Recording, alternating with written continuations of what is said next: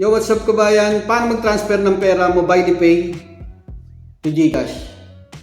Ayan, paalala po muna mga kabayan, bago po kayo mag-transfer online, siguraduhin nyo po tama yung details ng beneficiary nyo. Tamang spelling at tamang account number, pati sa mobile number ng mobile wallet number. Okay, simulan na po natin.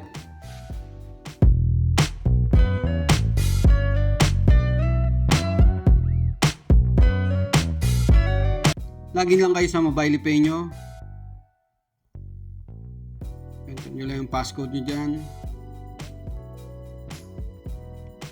Ayan, sa bago po sa mobile pay, yan po yung pinaka-interface ng account nyo. Nasa baba po yung menu.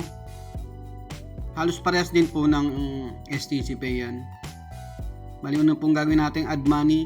Click nyo add money. Ayan, ganun din, debit card or bank transfer. Debit card po ulit gagamitin natin.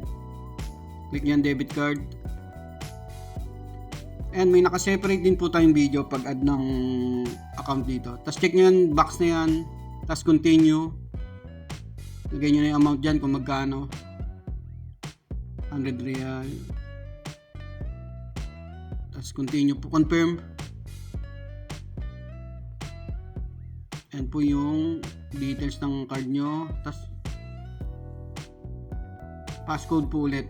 Lagi pong mag-enter ng passcode dito sa mobile pay. Tapos ayan po yung detail ng cards. Ilagay nyo lang dyan yung CVV nasa likod po. Tapos click nyo na yung pay now. Yan po yung in-add yung account. Tapos mag-send po ng OTP yung bangko nyo. Enter nyo lang dyan. Tapos click nyo yung blue verification. Yan, success na po. Nakapag-add na to tayo ng money. Back tayo sa home page. Ayan, 108 na dagdag na po siya agad. So naman po natin gagawin yung mag-add tayo ng receiver, beneficiary. Click nyo yung services, see all, tapos international transfer.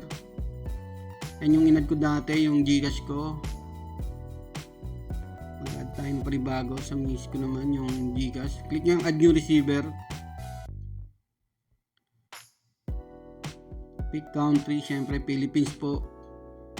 Type nyo lang dyan PH para mabilis. Pag GCash yan po, send to wallet. Pag bank transfer po, ayan po yung isa. Pero mobile wallet po yung sesendan ko, GCash. Ayan. Scroll nyo lang, tas next. Ayan, i-enter nyo na po yung details ng beneficiary nyo dyan. Siguraduhin nyo po tama. Walang maling spelling at walang maling account number at or mobile number. Ayan, i-reviewin ko lang. Click nyo lang yung drop down na yan. Tapos yung syempre yung mobile GCash account number. Enter nyo lang dyan. Send ng mobile number. Pag okay na, review lang ulit. Tapos click nyo na yung add to favorites. So ayan na yung details. May message po ang mobile pay na kapag add na tayo ng beneficiary. Ignore nyo lang yan. Back na tayo sa homepage. Ayan na po siya, na-add na po natin siya. Bali, magpapadala na po tayo. Click nyo yan. Tapos click natin yung amount kung magkano. Ayan, 100 real. Ayan po yung katumbas na pesos. Tapos proceed. Tapos next. Ayan pa pala yung charge. Mura lang dito yung charge eh, 8.05 real.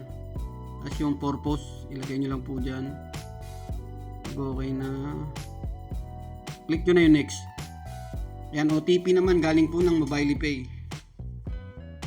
Click nyo lang yung verify. Tapos next. Ayan, the beneficiary is not activated. Ayan, may tatawag po dyan mobile pay technical services. Sagutin nyo lang. Ayan na po siya. Press 1 to confirm lang yan.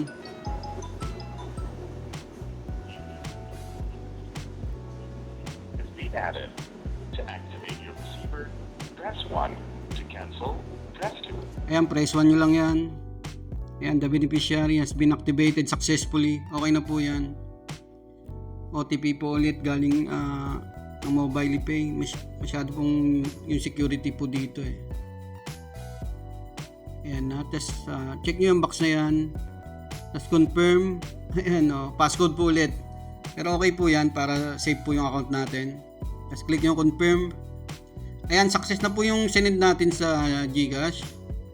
Bali, minuto rin lang po yan. Meron din po kayong kopya sa email at sa SMS nyo po. Ayan, international transfer. Tapos, pinasend ko na rin po yung picture na na-receive na yung pinadala ko. Ayun mga kabayan, maraming salamat. Sana po nakatulong po itong video na ito. Follow nyo lang po ako sa aking YouTube channel at Facebook page at OFW Nonoy at FB Reels Arnel Nonoy Nieva. Maraming salamat.